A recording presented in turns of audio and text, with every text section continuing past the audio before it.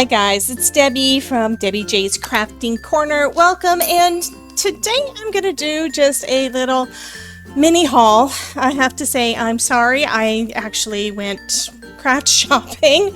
I haven't actually gone out much when it comes to shopping at different craft stores in the last year, and I haven't been to Hobby Lobby I think in at least a year, and that's for a couple of reasons. Number one is that, you know, with COVID and all of that, haven't really left the house a whole lot in the last year, just like a lot of you guys. But I had also heard that Hobby Lobby was having their people work as essential workers, so I'm not 100% sure what my thoughts are on shopping at Hobby Lobby anymore at this point. But I thought I'd at least go and take a look and see what they had, and to be honest, I bought stuff there and not at Joann's or Michael's, which I stopped by today. As a side note, I did see some other things that I thought about getting, and I wanted to share those with you guys as well. So I'm just pulling a quick picture from the Hobby Lobby website. This is some storage containers that I also have some of these at home already, although not rainbow colored. But the one in the photo keeper, I think I had to spend like $20 to $40 each for those, and I've got a ton of them, as well as those project case organizers. But any of these would be a great addition to your craft room, and they are on sale right now. I believe it was at 40% off, so you can't really beat that. So the first thing that I picked up was this little storage rack for different kinds of pattern paper. It is 12 by 12. I know that because I've already got one. The one that I had purchased was a Memory Keepers, and it was also from Hobby Lobby. This one, it looks like the brand is Crate Paper instead. They had it for $14.99, and I used my 40% off coupon for this, so this thing only cost me $9. The only other place that I've seen it since the one that I picked up there, especially it's the mint, I like that color, but the only time that I've seen one since then was on Amazon for 20 bucks. So I basically got this for half the price of what I could have gotten at Amazon. And it'll give me room to put some more of my papers. The next thing I've actually got a few things that I picked up that I thought were really, really good deals. First, I've got some Spellbinder hot foil plates.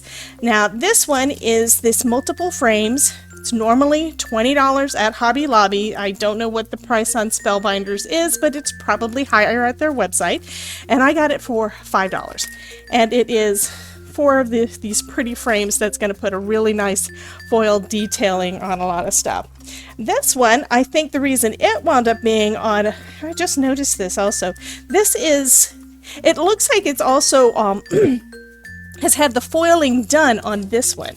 This one's just black lines, but this one actually has the imprint like it was pressed with the plates. This one I think was probably put on sale because of it being past Christmas, and I just noticed it's got Yana Smakula's name on here. I watch all of her videos, can't pronounce her name, but it looks like this is one of her designs, which is awesome. So that one is a bunch of foil plates there, and this would be great for any kind of occasion where you might give someone a gift. And it's going to be difficult for me to resist using the foiling already done on here. It'd be better if I left it on there because that's going to be great for knowing what it is, organization and such, but that is just too pretty. And that one was $4.24. And this one, same kind of deal, is polka dots, complete, sorry, another foil. Actually, this looks like it's probably one for, this would work good for, my brain just stopped, slimlines.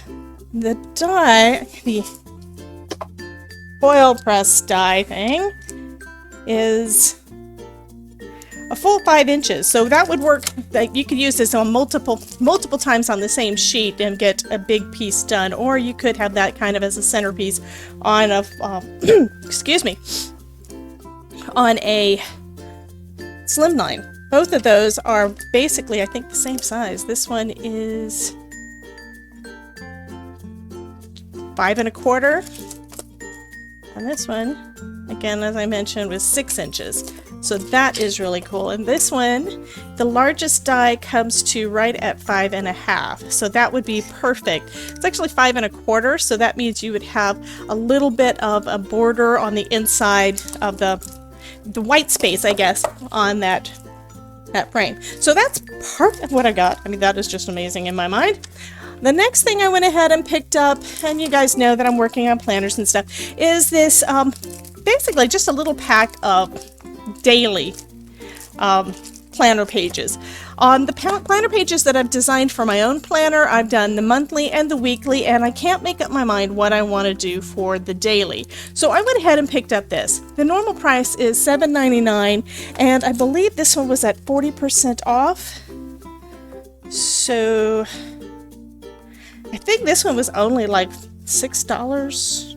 No, I take that back. It was 50% off, so it was $3.99. Now, this last thing from Hobby Lobby that I got, you guys are going to get excited about. I found these sticky mats. Now, these are Paper Studio brand. They don't match my Scan and Cut, but I'm going to see if there is a way for me to attach it to my Scan and Cut. It costs $15, and I also checked, and Silhouettes, I think, is like $15 for one. This is 2, and it was half off. So I got it for, now this one was $14.99 originally, and I got it for $7.49 for 2 mats. So that means that each of the mats cost me about $4. I do know that my Scan and Cut mats, one reason why I've only got a couple of them is that those cost about $15 or so a piece. This is like $3 and something if it works. So I'm going to try it out on that. Even if it doesn't work, guess what? That's going to work great inside my Tim Holtz stamp platform, or I can use it on my desk for holding down stencils. So it's not going to be any kind of a waste of money, and it was fairly cheap, and you guys get to see me experiment with it in the next week or so. Other than that, I also stopped by Dollar Tree and picked up a couple of things. Nothing exciting, but some things I want to try out. Okay, Scotch tape, not really anything to try out. Got some more glue dots, because you can never have too many glue dots, and for $1 that's not much. And then I decided I wanted to try on some rub-on transfers. I do have a few of these in my sticker stash that someone had gifted me a long time ago. I really don't know what to do with them, so I thought, okay, here's $1. Here's actually some designs I might actually use. And I think I'm going to experiment with these in my planner to see how they work and see if it's something that I want to use. Anyway, that finishes up this little mini haul video. I will be back with you in the next few days so we can take a look at that. We gotta take a look at this mat, and I'm gonna have to do some foiling videos soon because I've got too many fun foiling things that I never touch. Again, another one of those products that I've got that I don't use. Anyway, you guys have a wonderful day, and I will chat with you soon. Bye for now.